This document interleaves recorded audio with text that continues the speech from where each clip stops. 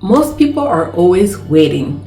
We're waiting for a friend to go to the gym. We're waiting for a partner to travel with. We're waiting to start at the right time. We're always waiting for someone to do something with. But what they don't tell you is doing it alone first is good. People who are doing it alone first end up way ahead. Today I'm going to show you exactly why doing things alone isn't lonely. It's actually a cheat code for your growth. Hi, my name is Hawa. If you're new here, welcome. This channel is about life, it's about mindset shifts, it's about wellness, and it's about rebuilding the life that you want. If that resonates with you, you are welcome here, and stay tuned for more amazing videos. Now let's get into it. The problem, the waiting trap. So let's be honest. How many of us say, I'll go when my friend is free. I'll go when my partner can come with me.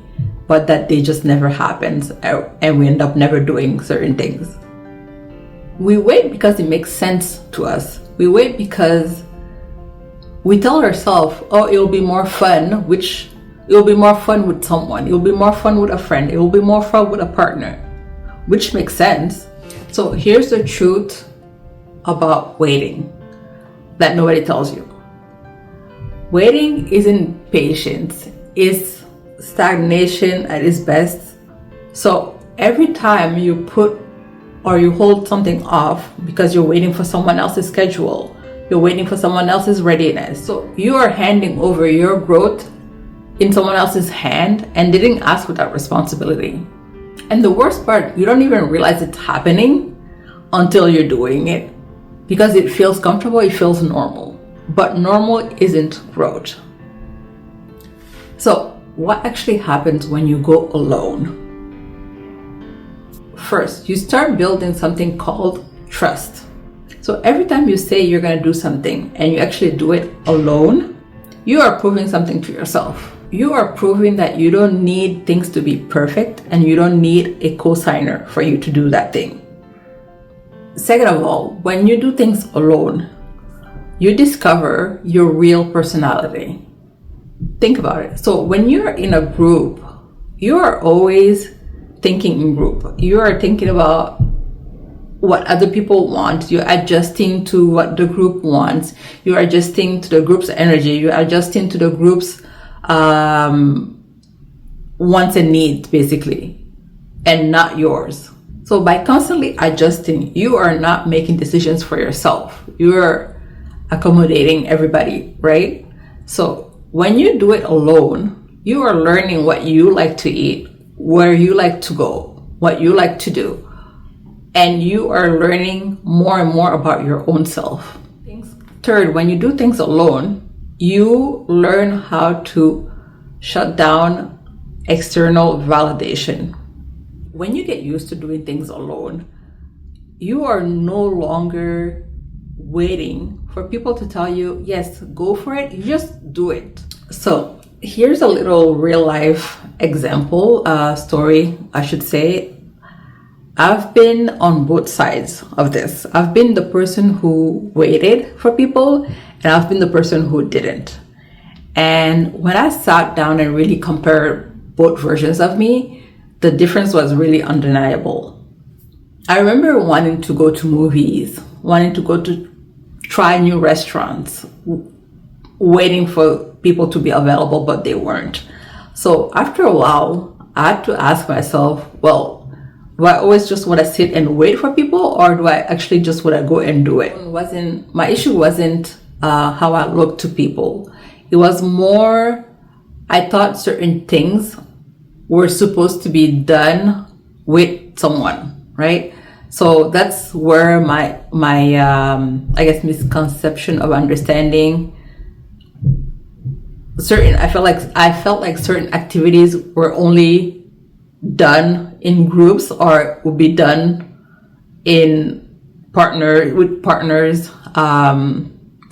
So once I understood that wasn't the case, that I could actually do anything alone, then things changed. So once I let go of that idea of certain things can only be done in groups, a lot of things changed. I was able to go to restaurants alone and eat, go to the movies alone, travel alone. That's actually one of the first big things I did alone.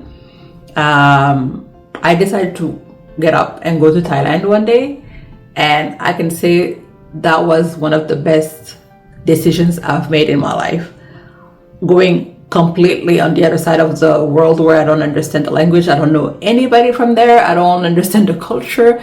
So once I was able to free myself from doing that and going alone, doing something big alone, every other thing seemed small to me. And what I learned doing things alone is that I don't have to compromise when I'm alone. I get to, like I was mentioning earlier, eat what I want to eat, wake up when I want to wake up to go do what activity I want to do, and so on. So when you start doing that, doing things alone, you learn a lot about yourself, about who you are, about your tastes, what you like, what you don't like. So the solo first principle. I know some of you are gonna think, yes, how I know this sounds perfect, this sounds great and all, but I'm not saying to start big. Start small. The goal isn't to book the flight to Thailand or wherever you want to go next week. I'm not saying that. Start with the small things first and then work slowly your way up the ladder.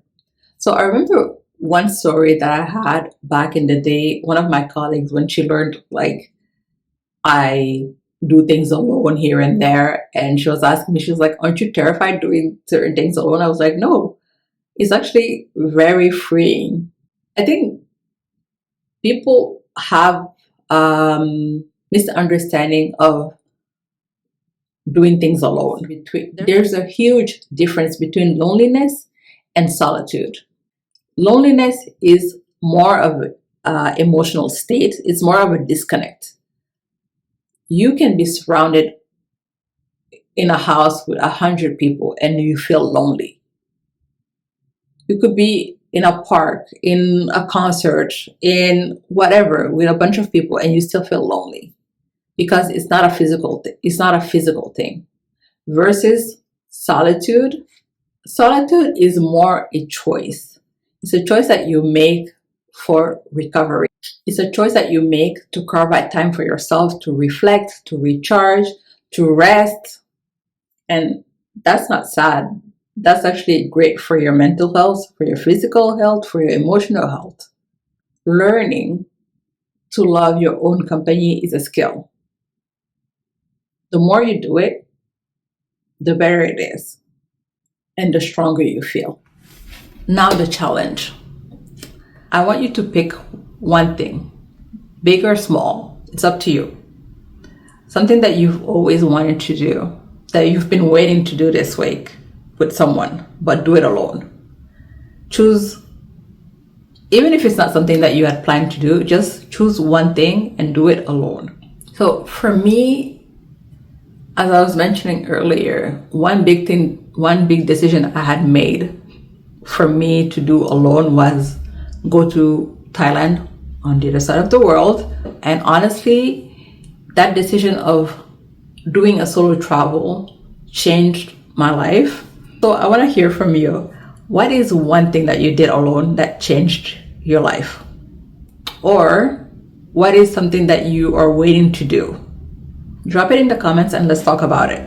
Thank you so much for watching. And remember, you are the architect of your life. So choose your habits with care. See you on the next one.